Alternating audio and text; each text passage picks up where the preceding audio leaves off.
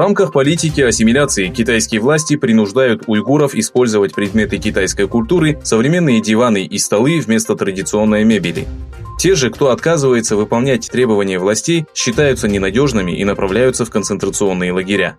По сообщениям радио «Свободная Азия», в городе Кашгар была проведена акция по замене паласов, ковров, подушек, молитвенных ковриков и другой домашней утвари, напоминающей о национальном колорите и религиозных ценностях, на современные диваны, кровати и столы.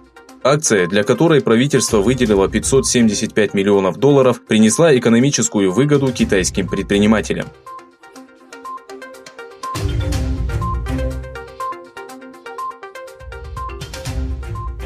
В городе Кайсери прошла конференция, посвященная нарушениям здравоохранения и условий жизни в Восточном Туркестане.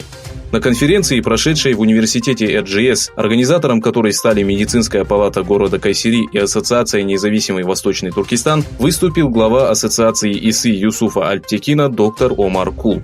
Подчеркнув, что в случае бездействия правозащитных и общественных организаций ситуация в уйгурском регионе может ухудшиться, Омар Кул сделал следующее заявление. Большинство людей, содержащихся в лагерях, попали туда из-за того, что совершали молитву и посещали мечеть, для входа в которую у вас должна быть специальная карта. При этом вы можете ходить только в определенную мечеть. Это является позором для каждого, кто считает себя верующим и сидит сложа руки. В свою очередь, глава организации «Восточный Туркестан» Мухиддин Уйгур заявил, что, являясь человеком, тюрком, мусульманином, отцом и доктором, глубоко обеспокоен положением Восточного Туркестана.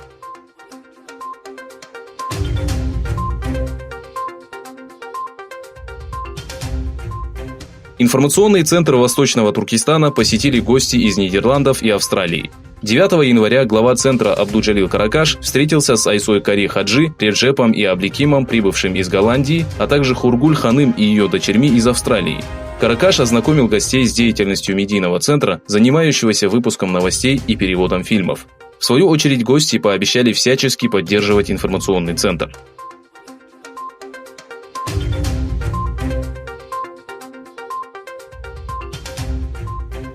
Наряду с дискуссией о самолете украинских авиалиний, потерпевшем крушение вблизи Тегерана, министры иностранных дел стран Евросоюза, собравшиеся в Брюсселе, обсудили обстановку на Ближнем Востоке.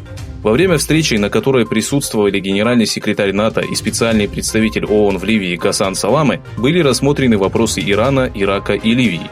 На пресс-конференции, прошедшей после собрания, высокопоставленный представитель Евросоюза по иностранным связям Джозеф Боррелл заявил, что приложит больше усилий для совместного обеспечения стабильности на Ближнем Востоке.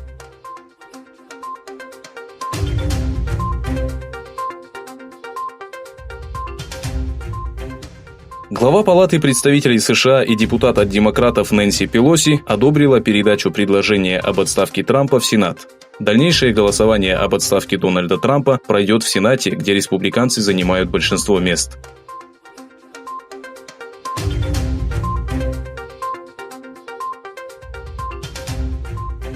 По меньшей мере 15 человек погибло в результате подрыва смертника во время вечерней молитвы в мечети города Куэтта, провинции Белуджистан, расположенной недалеко от пакистано-афганской границы. 19 человек получили различные ранения. Начальник полиции Куэтты Абдуразак Чима сообщил, что состояние некоторых из них критическое. Очевидцы рассказали, что в момент теракта в мечети находилось около 60 человек.